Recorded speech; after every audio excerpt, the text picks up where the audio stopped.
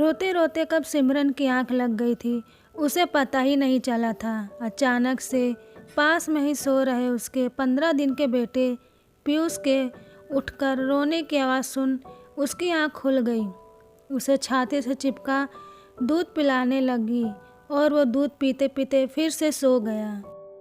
सिमरन आज घर के बिगड़े माहौल को याद कर फिर से रुआसी हो गई।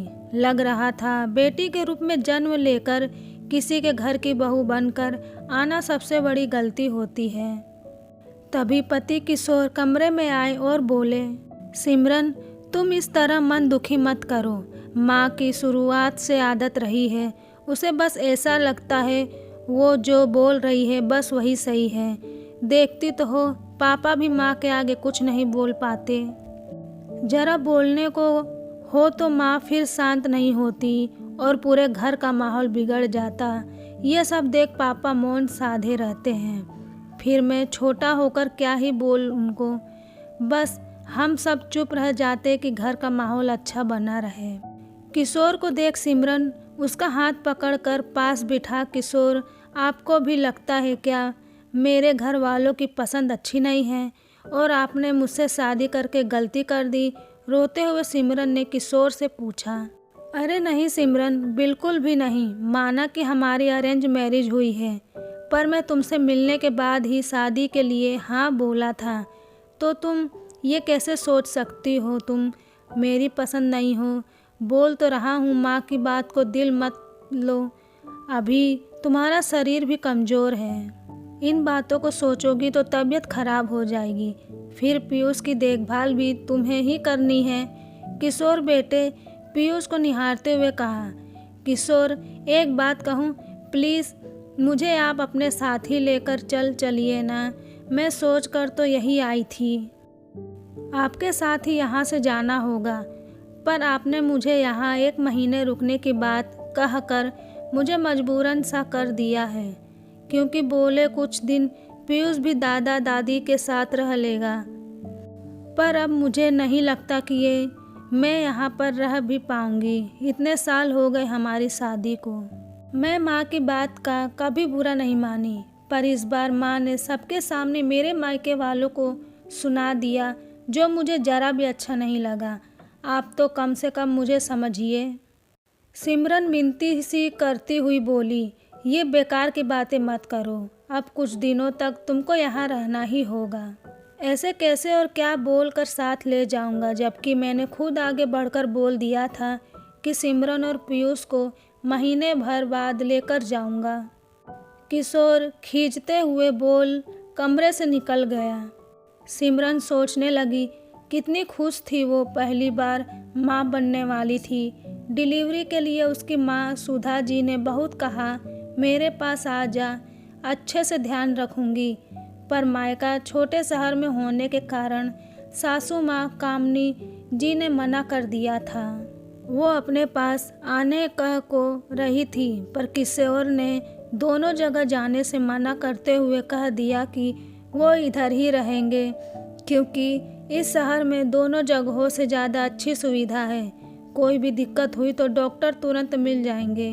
भगवान की दया से नॉर्मल डिलीवरी हुई और बेटा भी स्वस्थ ही था। सब बहुत खुश थे। तब कामनी जी ने कहा, बहू बच्चा तो वहाँ हो गया, पर छठी का आयोजन यहाँ हमारे पास ही होगा। सभी रिश्तेदारों को बुलाकर मनाया जाता है, तो तुम 5 दिन बाद यहाँ आ जाना। जब वो यहाँ आए तो किशोर को माँ ने ताने देकर सुनाने लगी। जरूर पत्नी ने कहा होगा, मुझे नहीं जाना ससुराल, तभी तू नहीं आया। आजकल सब पत्नी की ही सुनते हैं, माँ की तो कोई सुनता ही नहीं। अरे नहीं माँ, वहाँ सुविधाएं उपलब्ध थी, इसलिए डिलीवरी उधर ही करवा दिया। देखो तुमने कहा तो हम आ गए हैं ना। अब सिमरन 1 महीने ही रहेगी तुम्हारे पास। बिना सिमरन से कुछ पूछे किशोर ने माँ से बोल दिया था। छठी भोज में लगभग सभी रिश्तेदारों को न्योता दिया था। सिमरन के मायके से भी लोग आए हुए थे। उसकी माँ ने अपनी तरफ से कोई कमी न रखी। बेटी के सास ससुर, बेटी दामाद के साथ नाती के भी ढेरों कपड़े ले आई थी। नाती के लिए सोने की चेन, झूला, खिलौने, पता नहीं क्या क्या सामान साथ लाई थी। अपनी तरफ से कोई कमी नहीं रखी थी। ससुराल पक्ष के सब लोग कह रहे थे कि किशोर के ससुराल वालों ने कितना कुछ दिया है, पर एक इंसान ऐसा भी था जिसे लग रहा था सिमरन के घर वालों ने पीयूष की छठी के लिए जो भी कपड़े सामान दिए हैं वो सब लोग स्टैंडर्ड के हैं। वो थी कामनी जी, सिमरन की सासू माँ। वो तो पीयूष के लिए जो सोने की चेन उसकी नानी ने दिए उसे भी देखते हुए कामनी जी बोली, कितनी हल्की चेन दी है। मेरा पोता ऐसा बेकार कपड़े और ये हल्की चेन कभी नहीं पहनेगा। घर में इतने लोगों के सामने बोलकर वो तो चली गई थी और सिमरन की माँ बेचारी चुपचाप नजरें झुकाए बेटी का हाथ थामे खड़ी रह गई थी। बेटा, हमने तो अपनी तरफ से बहुत अच्छाई करने की कोशिश की है, पर पता नहीं समधन जी को पसंद क्यों नहीं आया। कोई बात नहीं, हम बाद में भारी चेन बनवा कर अपने नाती को दे देंगे। अब हम लोग भी निकलते हैं, कहकर सुधा जी जाने लगी। पर माँ, तुम तो रहने वाली थी ना 2-4 दिन, आज सुबह ही आई, अब रात को ही निकल जाओगी। 2 दिन रुको ना। सिमरन माँ को रुकने के लिए बोल रही थी, पर सुधा जी वो अब वहाँ कैसे रुक सकती थी जहाँ उन्हें बेइज्जत महसूस करा दिया गया हो। माँ के जाने के बाद से सिमरन का मन बहुत दुखी हो गया था और वो कमरे में जाकर रो रही थी। 4 से 5 दिन बाद किशोर भी चले जाएंगे। मैं यहाँ कैसे रहूँगी? कभी रहने का मौका भी नहीं मिला था। जब भी यहाँ आती थी दोनों साथ आते और साथ चले जाते थे। पहली बार पीयूष को लेकर उसे रहना था, वो भी 1 महीने के लिए। ये सोच सोच कर ही सिमरन की हालत खराब होने लगी थी। सिमरन को अभी कुछ दिनों तक कोई काम नहीं करना था। वो बस अपने कमरे में ही पड़ी रहती थी और पीयूष की मालिश ये सब करती रहती। आज उसकी मौसी साथ जाने वाली थी तो वो सिमरन से मिलने कमरे में आई। पोते को देखकर कुछ पैसे देते हुए बोली, बहू मैं जो कपड़े लेकर आई थी वो नहीं दे सकती, इसलिए पैसे दे रही हूँ। तुम मेरे पोते के लिए कुछ अच्छा सा खरीद लेना।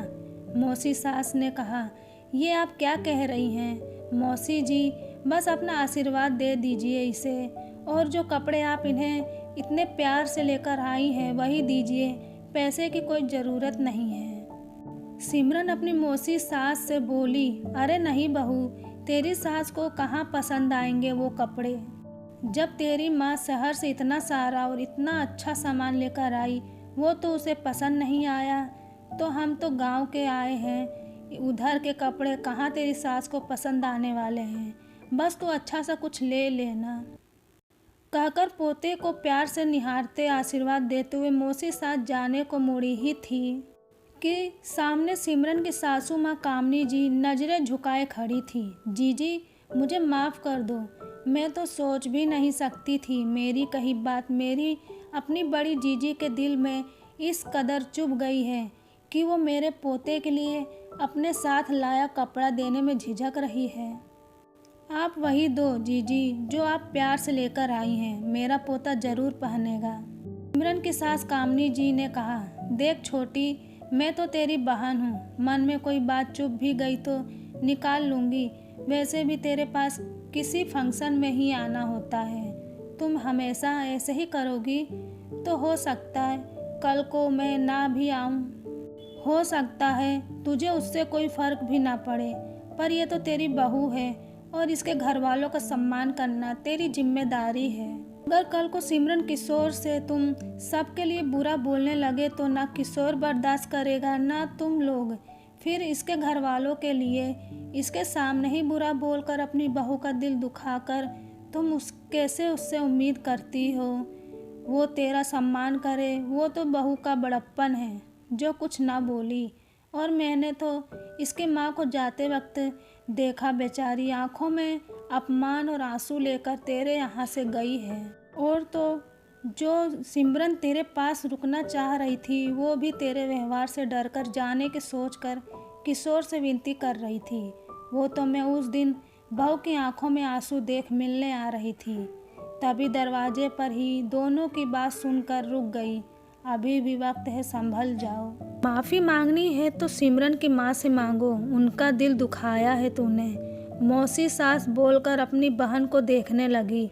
आप सही कर रही हो जीजी, मैं समधन जी से आज ही माफ़ी मांग लूँगी और आप भी मुझे माफ़ कर दो। बहू तुम भी अपनी सास को माफ़ कर दो, कामनी जी दुखी स्वर में बोली। आप ये क्या कह रही हैं माँ? हाँ ये सच है, मुझे बात बुरी जरूर लगी थी, पर अब आप समझ गई हैं तो मेरे मन में कोई भी बात नहीं रही, सिमरन ने कहा और मौसी सास को कृतज्ञतापूर्वक देखने लगी। मानो कह रही हो आपने मेरी सास को बिना सामने से कहे ही समझा दिया। सिमरन कुछ दिनों तक वहीं रुक गई। सास को बहन की बात समझ आ गई थी। उन्होंने सिमरन की माँ सुधा जी से माफ़ी मांग ली थी।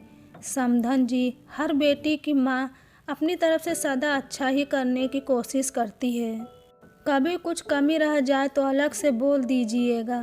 माफ़ी की कोई ज़रूरत नहीं है, बस मेरी बेटी को अपनी बहू बेटी मान प्यार दीजिएगा। सुधा जी ने कहा। बिल्कुल समधन जी, अब ऐसी गलती नहीं होगी, बस आप माफ़ कर दीजिएगा। कामनी जी ने कहा। सुधा जी मन ही मन सोच रही थी, बेटी की माँ को कब नाराज होकर रहते देखा है। बेटी की खुशियों की खातिर अपमान का घूंट पी जाना पड़ता है और दामाद की माँ माफ़ी मांगे, ये तो कभी होता नहीं है। फिर भी समधन जी माफ़ी मांग रही हैं तो बात यही ख़त्म कर रिश्ते सुधारने में समझदारी है। और सुधा जी ने कामनी जी को हंसते हंसते माफ़ कर दिया। जो भी गलतफहमी थी सब दूर हो गई। जो रिश्ते भविष्य में बिगड़ सकते थे, उस बिगड़ते रिश्ते को मौसी सास ने अपनी सूझबूझ से संभाल लिया था, जो एक माफ़ी से जल्द ही सुधर गए। नहीं तो ये घुन की तरह रिश्ते को अंदर ही अंदर खोखला कर जाते और हम अपनी आना में रहते कि हम सही हैं, हम माफ़ी क्यों मांगे। लेकिन हर कोई सही नहीं हो सकता। ज़रूरी नहीं जो हमें सही लगे वो सामने वाले को भी सही लगे। कभी भी किसी के सामने किसी को शर्मिंदा न करें।